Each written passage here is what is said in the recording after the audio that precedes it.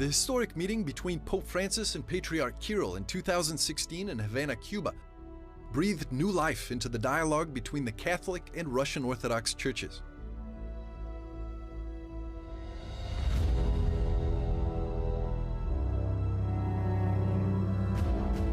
Since the signing of the joint declaration in Havana, the two churches are now dedicated to the implementation of their written commitments. The points of collaboration range from overcoming the challenges of the contemporary world, the support of the traditional family and Christian morals, offering joint help to persecuted Christians, and the revival of devotion to common saints. In this special episode, we'll bring you into Rome's 4th anniversary celebrations of the historic meeting between the Pope and Patriarch, and we'll explain how and why all Catholics should work for the unity of Christians. Also, stay with us to enjoy sacred music that unites West and East.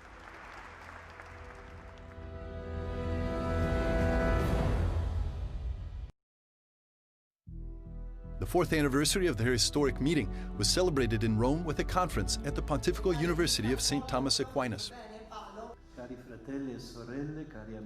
The president of the Pontifical Council for the Promotion of Christian Unity, Cardinal Kurt Koch, explained that each year the celebration is dedicated to a specific point from the joint declaration. And this 4th anniversary was focused on deepening the tradition of veneration of common saints.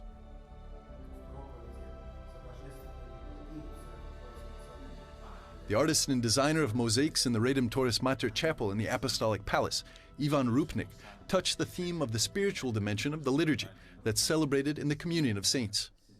In the liturgy, we penetrate, we enter in the heavenly liturgy, because there is only one liturgy and only one celebrant, offerer, and priest who is Christ. And there we find only redemption. There is only redeemed humanity. There we see them as humanity. As the letter of Ephesians says, humanity which is filled in every aspect by Christ. And there, in heaven, there is only the communion of saints. And if we on this earth are divided, it is up to us to rethink why. But if the saints are saints because they manifest in themselves the body of Christ, so then they are in communion.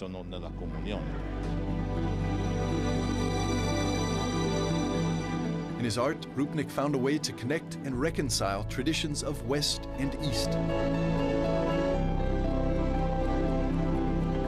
Come dice Ratzinger, per recuperare noi la nostra. As Ratzinger says, to recover our Latin tradition and liturgical art, we must necessarily draw knowledge from the Church still united in the first millennium. The East in some way has remained very faithful to that period, perhaps even a little firm, but has remained within the ancient tradition. I'm not taking this first millennium or the art of the Eastern churches as a module to copy, because copy does not have life. Instead, I take the inspiration. I think it is very important to take the inspiration of the memory of the Church. Every night, I'm studying Romanesque and early Byzantine, because I want these memories to live totally inside me. Romanico, primo bizantino, eccetera, perché vorrei che queste cose abitano totalmente dentro di me. Russian Orthodox Metropolitan Hilarion pointed to the example of veneration by Pope Francis of the Russian Orthodox saint Seraphim of Sarov. He said that the Pope prays every day for the intercession of this saint. Another example of this so-called friendship of the saints is veneration by Russian Orthodox of a Catholic blessed from Moscow, Dr. Haas.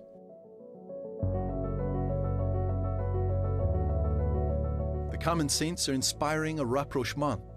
Apart from the yearly meetings, there are more than 10 cultural and humanitarian joint projects between the two churches. Among those projects, I would like to mention one that is particularly dear to me: helping children from Syria who suffered during the war, and those whose limbs were torn off or not blown up by mines or bombs. They can't be cured, of course, but we can help them. We can give them a chance for a complete, normal life. Мы можем им дать шанс на полноценную, нормальную жизнь. One of the obstacles of ecumenical dialogue is to bring clarity to the difference between evangelization and proselytism. Evangelization is sometimes seen to be an aggression against another's identity. So what's the difference between evangelization and proselytism? Я думаю, что разница здесь очень существенная. I think the difference here is very significant, because evangelization is the preaching of Christ. It is the preaching of Christian spiritual and moral values. And of course, each of us preaches Christ through the prism of our faith, our spiritual experience. We Orthodox and Catholics cannot now solve the problems that have accumulated for 10 centuries. We cannot eliminate theological differences, but what we can do is to learn to perceive each other not as rivals, but as allies. Opponents are proselytizing, and allies are engaged in evangelization. We have a huge missionary field in front of us, which includes millions and even billions of people. And there is enough room for all Catholics and Orthodox Christians in this missionary field. Only if we have the strength to work and not to fight with each other and help each other, on the contrary. И друг с другом не ссориться, а наоборот друг другу помогать. Pope Francis cherishes the good relations between the two churches. A day after the celebration of the anniversary, the Holy Father welcomed the Metropolitan and Russian Orthodox delegation at the Apostolic Palace. At the conclusion of the meeting, Pope Francis asked the Metropolitan to send his warm regards to Patriarch Kirill and to tell him that he would like to meet him again soon.